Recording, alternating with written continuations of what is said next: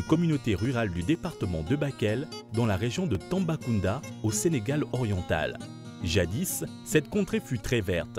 La vaste savane arborée et indigente qu'elle présente actuellement fut pourvoyeuse d'un gibier et d'une faune très généreuse. Aujourd'hui, la saison sèche s'étend ici sur plus de 7 mois. Le paysage s'est considérablement modifié en l'espace de quelques années. La forêt s'est beaucoup transformée et le patrimoine forestier réduit de moitié. En effet, les ressources forestières qui constituent l'une des principales bases de production subissent actuellement de nombreuses pressions liées à l'action de l'homme. Bakary s'est installé à Bakel il y a un peu plus d'une décennie. Avec ses frères, tous venus du Mali voisin, il s'active depuis son arrivée dans la filière de l'exploitation du bois mort. Le processus commence ici, au quartier général malien.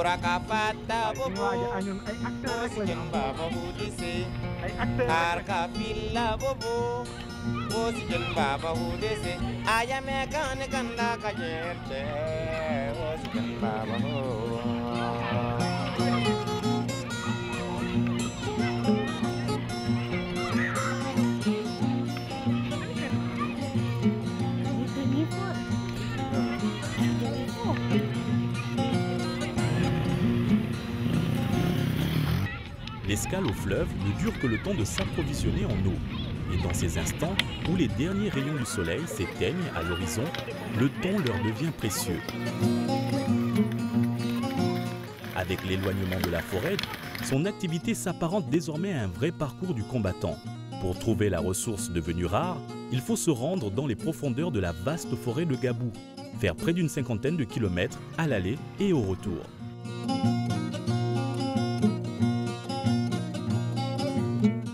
Depuis leur départ de Bakel, plusieurs heures se sont écoulées. Les voici au cœur de cette forêt. Bakary a atteint son point de chute. Première chose à faire, trouver du bois pour faire du feu. Ensuite, il faut s'alimenter pour reprendre des forces.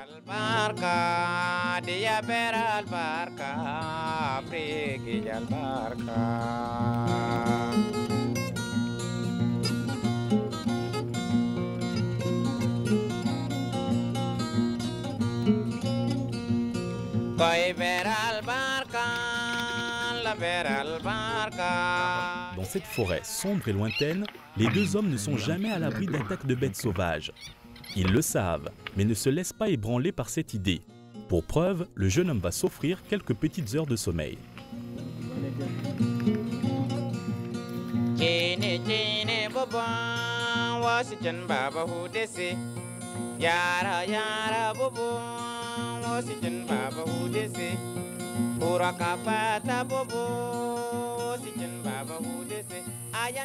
Les premiers rayons du soleil illuminent la clairière et dévoilent une vaste forêt dégagée.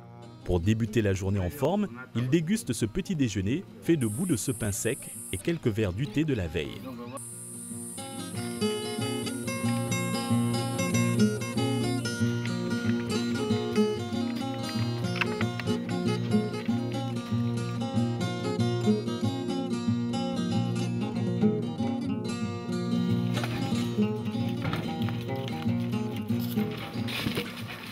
Les deux frères se sont retrouvés pour engager ensemble l'assaut final.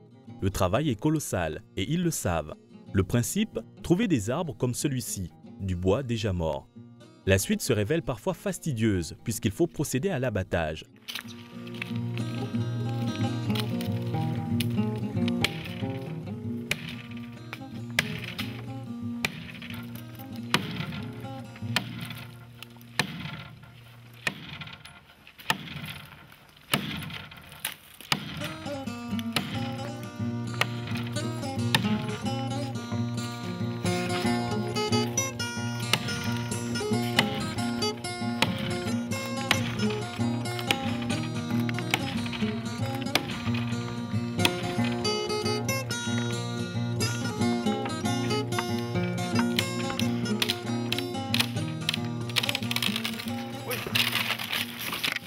puis à la découpe en des troncs plus transportables à la charrette.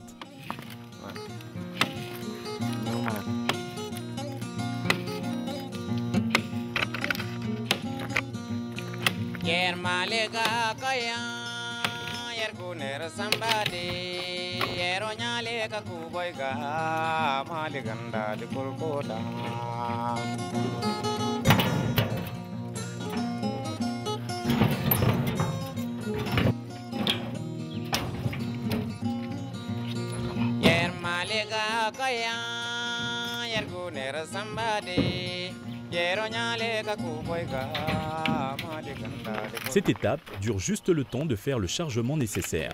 Après, il faut engager le chemin du retour, une étape très délicate, car elle expose ses exploitants au contrôle de brigades de patrouille formées par les comités villageois chargés de la préservation de cette forêt.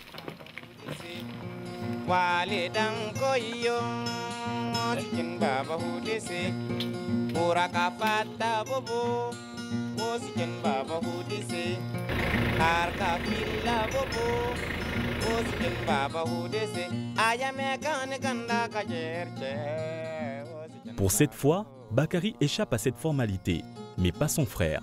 Sur le chemin du retour, ce dernier tombe sur un assistant communautaire.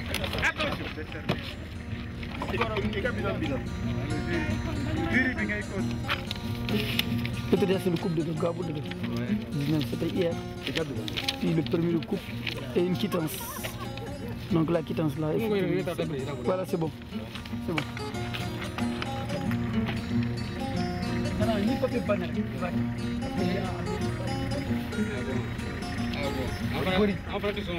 Au Sénégal, la politique de décentralisation mise en œuvre dès mars 1996 a doté les collectivités locales de compétences spécifiées concernant des domaines importants de la gestion des affaires publiques, dont l'environnement et la gestion des ressources naturelles.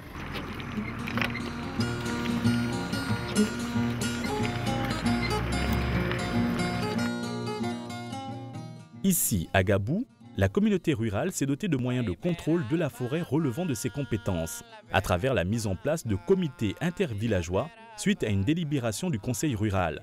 Malgré cette mesure et bien d'autres, la collectivité locale a du mal à exercer ses prérogatives sur son espace forestier, convoité par divers acteurs. On a rencontré de problèmes sur cette gestion, que ce soit au niveau du conseil rural, que ce soit au niveau des eaux et forêts. On a eu pas mal de problèmes, quoi, parce qu'en faisant des patrouilles, des rondes dans la brousse là, des fois on rencontre des fraudeurs. On les saisit, on les remet au service des eaux et forêts. Et là, vraiment,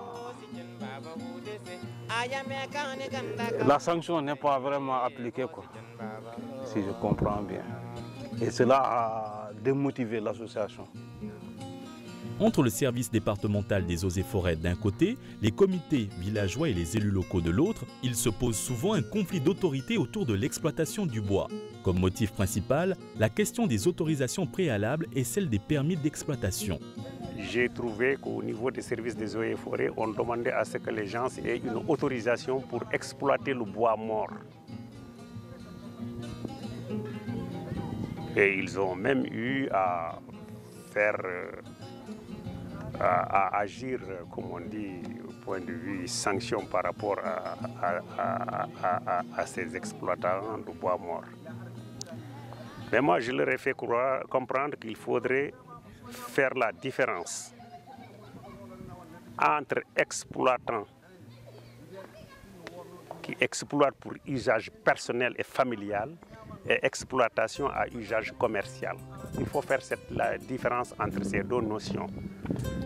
Du coup, les surveillants villageois qui constatent un délit dans leur forêt n'ont souvent ni les moyens symboliques ou économiques, encore moins ceux physiques, pour exercer un quelconque pouvoir sur les contrevenants. Ce vide aurait encouragé le boom que connaît ce secteur avec l'entrée en jeu d'autres catégories d'exploitants, opérant à une échelle plus importante avec des moyens plus performants. Depuis 5 ans, Thiemoro possède ce camion avec lequel il mène une activité devenue très rentable. Par celle-ci, il contribue à satisfaire la forte demande en bois de chauffe au niveau local. Il faut dire que cette zone est, avec le reste du Sénégal oriental, pourvoyeuse de 46% du bois mort consommé dans le pays. Les exploitants comme Thiemoro sont pointés d'un doigt accusateur. À tort ou à raison, ils sont taxés de prédateurs de cette ressource avec la complicité du service des eaux et forêts. Si vous voyez comment on fait ça, c'est parce qu'ils n'ont pas de choix. Donc ce qui me pousse à faire ce travail. Mais vu ce travail déjà, nous avons vraiment des difficultés. Nous avons vraiment énormément de difficultés par rapport à cela. Et d'ailleurs, déjà avec ces difficultés, néanmoins, nous on tient toujours à se mettre en règle.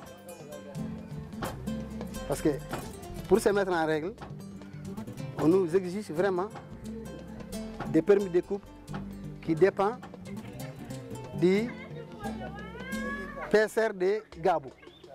S'il faut le président du comité rural de Gabou, qui nous autorise à avoir le permis de coupe. Bon, après avoir eu cela de 15 jours, il y a les eaux et forêts aussi qui sont en contrôle en permanent, qu'on ne peut pas vraiment contourner. On essaie encore, ou bien d'habitude, on a l'habitude de se mettre en règle à travers de ces gens-là aussi. Parce que c'est des personnes morales aussi. Donc d'où, néanmoins, avec tout ça, nous avons des problèmes avec les villageois. Ceux qui se disent que c'est eux qui sont autorisés à surveiller leur environnement. En effet, malgré le pouvoir de gestion des ressources forestières dont ils sont dotés, les conseils ruraux ne peuvent pas délivrer des permis de coupe de bois aux exploitants forestiers. Une prérogative qui est restée entre les mains des eaux et forêts, souvent accusés de complicité dans la délivrance de ce précieux sésame. Parce qu'aujourd'hui, les agents des eaux et forêts, quand ils sont en service dans la communauté rurale ici, ils devaient au moins se passer par courtoisie et dire que nous sommes dans ta communauté rurale. S'ils font des prises, ils doivent passer pour dire nous avons pris tel type. N'est-ce pas? Et qu'il va faire l'objet d'une verbalisation. Et que lui, il sache que le bonhomme là, il va faire l'objet de verbalisation. Et les gens s'entendent. Un jour, les eaux et forêts ont pris quelqu'un là-bas. Ils sont allés dans le village avec le chef du village. Ils ont fait des arrangements. Ils ont payé 250 000, 200 machins, 300 000, 400 000. Sans reçu. C'est de l'argent perdu pour nous. La raréfaction du bois mort et les menaces qui pèsent sur nos forêts sont l'une des raisons qui ont poussé l'État du Sénégal à encourager l'utilisation du gaz butane en le subventionnant. Mais à Bakel, cette mesure n'est adoptée que par une infime minorité de ménages. C'est pourquoi le quartier malien ne désemplit jamais. Le bois mort continue de servir à la cuisson. Les forêts se raréfient au même moment. Les impacts des changements climatiques sur cette ressource s'intensifient. À ce rythme, que restera-t-il de cette savane aux portes du désert mauritanien de plus en plus menaçant? Si on ne fait pas garde, nous qui sommes la vache laitière de cette zone-là, on risque de nous traire toute notre lait et laisser mourir nos enfants. Dans tout le département de Bakel, il n'y a l'exploitation du bois mort à titre commercial ne s'opère que dans Gabou. Allez à Kidir, vous ne le verrez pas. Les gens là-bas, ils n'utilisent plus le bois pour la cuisine. C'est plutôt le gaz.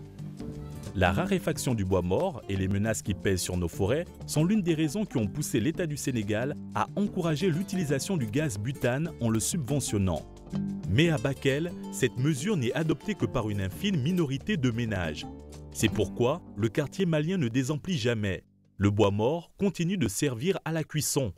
Les forêts se raréfient au même moment. Les impacts des changements climatiques sur cette ressource s'intensifient. À ce rythme, que restera-t-il de cette savane aux portes du désert mauritanien de plus en plus menaçant ?